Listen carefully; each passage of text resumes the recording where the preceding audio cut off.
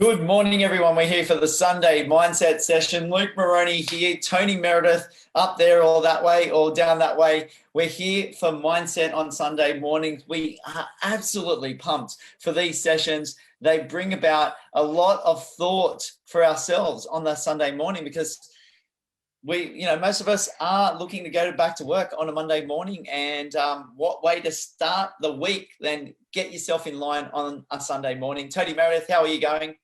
Look, I'm excellent, mate. I'm excellent. We'll see how long the weather holds up. I'm braving it out the front of my place at the moment. So just prior to coming on live, I start to get a few little sprinkles. So we'll see how long that lasts. This will be fascinating. But I did say in my video that I did about 15 minutes ago that we operate rain, hail or shine. We are here. What number episode is this? About 93, we're on to 94? Number 93. Oh my 93, gosh. Yeah. What are we going to do for the 100? There's been a lot happening over. I have no idea. It's like a good footballer, a good cricketer. You're only as good as your last hit, your last try. And Tony Gallagher says, "Quack, quack, quack" in the rain. It is pouring, absolutely pouring down here in Sydney. Yeah, I am inside in the creature comforts of warmth. It hasn't really opened up too much in Brisbane right now for you. But Tony is we do want to talk about the topic today of scarcity. It's a big one for many people. Do you actually ever have a scarcity mindset? This is one that we need to think about for ourselves. And Tony, what are some of your initial thoughts around this? Well, a lot of us have it. A lot of us have a scarcity mindset. We come from a position of lack. We feel that we haven't got enough. And when we feel we haven't got enough, and it's taking us further away from what we actually want, believe it or not. It's the way the mind works. It's the way the universe works. And, one of the universal laws is around law of attraction. But if you're going to sit there from a position of lack and I don't have enough and poor me and can't keep up with the Joneses and all those types of things, then you're never going to progress to where you want to get to. So it's about changing your mindset. It's about recognizing that your current thought patterns are actually taking you further away from where you want to get to, and how do we change those? And over the next few minutes this morning, we're going to do that for you. Yeah, absolutely. I guess we're all going to have a scarcity mindset at different times. Tony, what do you feel about that? Yeah, look, we do at different times, but it's also about catching ourselves and bringing ourselves back. We've got a brain that has a negative bias. It's a brain that is, gazillion years in the making, and it wants to keep us safe. And there's going to be times when we do start to think towards the scarcity side, but it's about educating yourself, training yourself, and catching yourself. Like a lot of the thoughts that we have, we don't even realize we have the thoughts. And that's one of the big things around it, is that the thoughts you have today, probably about 90% of them are the same as you had yesterday and the day before and the day before. And a great example is, and this is all subconscious thoughts, right? So subconscious thoughts being the things that you're just doing on autopilot. You don't think to breathe, you just breathe. You don't think to walk, you just walk because you've done it all the time. And they're two obviously very good examples of positive thought, but there's also plenty of thoughts where we're doing things on autopilot. And the example that I use often is, when someone cuts you off when you're driving, what do you do? And it's that immediate reaction. That's autopilot. So if your immediate reaction is, I'm going to flip the bird, get angry, get frustrated, blood pressure rises, that's autopilot. Right. And so it's about recognizing that there's going to be times from a scarcity point of view where you're going to get into autopilot. And so how do I then get myself out of autopilot? That's the key. Yeah, absolutely. I guess it's, one thing, how you respond and how you react, and then how long you hold on to that idea or thought or angriness or upset or dwelling on that, and how long you have. Typically the first reaction, it can be a negative one in response to what someone does. But if you can just flip that around in a quick space of time, then you're going to grow with that practice. I believe that's a big thing for us to work on for ourselves. Oh, of course it is, Luke. And I've heard many big global presenters talk about the example of animals. So, and I was just looking at, my animal's just gone. My number one fan was here, but she's just gone. So no more fans here for me today. But animals, right? And so they use the example of in the safari, you might have a deer, it's being chased by a lion. And obviously during that time, it's incredibly stressful and it's wanting to get away from the lion. When it gets away from the lion and it feels it's safe, it goes back and keeps chewing grass, right? Just gets on with its day and does what it does. But yet for us as humans, we have something happen to us and we dwell on it and we dwell on it and we dwell on it. And the reality is that what you think about expands. So if you think about something negative, if you think about a missed opportunity, if you think about a moment that hasn't gone the way you want, well, it's going to start off being this big and then this big and then this big. And before you know it, it's going to be this huge immovable object and you're not going to be able to see your way forward. And so it's about recognizing. So you're right, Luke. So there are times when I have a negative thought, right? But it's about catching myself and flipping that back around. And I would argue that everybody would have a negative thought. And why? Because we have a negative bias. That's the way that our mind is made up. But that doesn't mean that we want to have negative thoughts all the time. It's about recognizing that what you think about expands. You can think about positive things, and the same theory works. Think about a positive thing that's big, this big, this big, this big.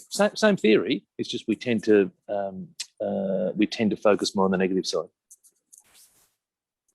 Yeah, we've got a whole bunch of people come on today. Brett, Clayton, Cameron, many others are joining for the Sunday Mindset session. And as I did request for Tony at the start prior to this, is to pull your headphones away from your shirt so we don't get that feedback, Tony. Obviously listening to instructions all the time. So that's a big one for Tony. I guess the big part of what you are saying there, Tony, is around the whole idea of have awareness that we do have a negative bias. Do know that. People, may see us as being positive and, out there and about there and a high energy and all these things, but we do in ourselves do have a negative bias within ourselves, Tony. So that's a big one that we've got to recognize that and how we actually practice and practice and practice flipping that around into a more positive mindset for ourselves and just being better for ourselves, better for others, people that are close to us, better for the community, better for the world. Of course. Now, that is also a case of the more that you practice being positive, then the easier it becomes. So it's like anything. Naturally, we have a tendency to lean towards the negative side.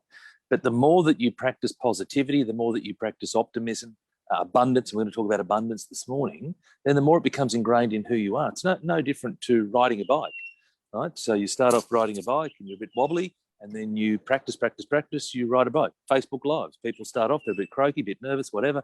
They keep doing it and then they end up like, you and I and just having a regular old chat. And, so it's a case of the more that you do something, the better that you become. So think about from a thoughts point of view, concentrate on your thoughts, be aware of your thoughts and challenge yourself to think positively, optimistically and abundantly. Let's get into the first point, Tony.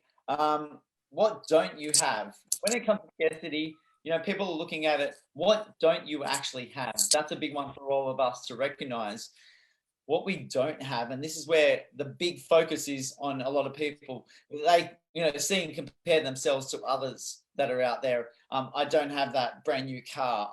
I don't have that 4-bedroom, 2-bathroom, 2-car garage house. I don't have everything, kids aren't going to private schools or whatever it might be. It's things that I don't have. And this is where people are stuck. Yeah, and so this is all comparison. And so when you're comparing to others who've got more than you have, how does it make you feel? Like I'm going to suggest in the majority of people's situations, it's going to make you feel like crap, right? When you sit there and compare yourself to someone who has a fancy car or someone who has a fancy house or whatever the examples are, you're going to feel like crap. Again, this is a mindset session. We talk about the mindset.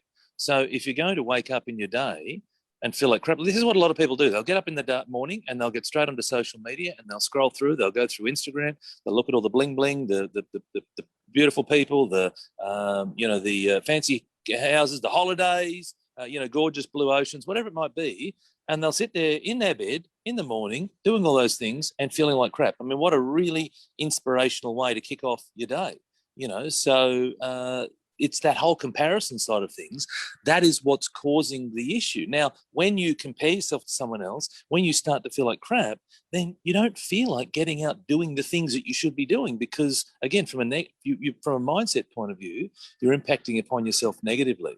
So how does comparing yourself to someone else serve you? And these are questions that we can constantly ask ourselves. What benefit am I getting from comparing myself against someone else? Now, if you're using it for inspiration, well, that's different. Inspiration is different to comparison, right? Inspiration is great. I've got something that I'm working towards. I'd love to have a holiday in the Bahamas, or I'd love to have a Lambo, or I'd love to have whatever it might be. If you're using that as inspiration to drive you, that's awesome. But comparison is not. Yeah, I guess looking at, what do they do in advertising and marketing? Put the pretty couple or the family on a cruise ship or an island retreat, and it's that fear of missing out factor that people think about. Well, I don't have that now, and then what can I actually have? And that triggers, I guess, the emotions within people, and that's what that makes them buy that holiday. So that's what companies are looking to do in marketing. I guess our awareness about, we can aspire to have that, but we actually have a fear of missing out right now, and that's why we're buying things. Well, it's fear, so fear is designed to keep us safe, but in that instance, the fear of missing out is causing us to do things perhaps impulsively, perhaps stretching ourselves beyond a point where we can be. I know plenty of people who are hocked up to the eyeballs with a mortgage, have to work in a job that they hate because they had a fear of missing out, had a fear of not wanting to be seen lesser versus someone else, but now they're locked into a job that they hate. What a miserable life, right? And so you're right, marketers use this very, very effectively, but it's also about us recognising that this is where we're headed, and we're going to talk more about the abundant mindset, which is the opposite of scarcity. The other thing with scarcity is that when you have scarcity, if you think that you want to be further down the road, right? But by being further down the road and you're not further down the road, that is, you haven't got those things that you want, you're causing yourself additional stress. Stress is not good, right? And so then if I go back to the point I was making earlier around the law of attraction, to me, the law of attraction says what you put out to the world comes back.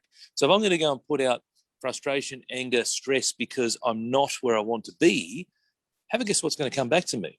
Those things. Frustration, anger, and stress. Now, I've never been in quicksand, but and the reason why I say that is because I imagine at that point in time, the analogy of quicksand is applying to those people. That is, they're getting worked up. I want to be further down the road. I want that thing, and I want to keep working hard and grinding and grinding and grinding, but you're simply treading wheels. You're simply in quicksand, and you're actually not getting closer to where you want to get to because you've got a scarcity mindset, right? And I deal with this all the time, whether it be from sales. I deal with this with people in property. It's like there's no deals. There's no deals out there, or I can't get any more business.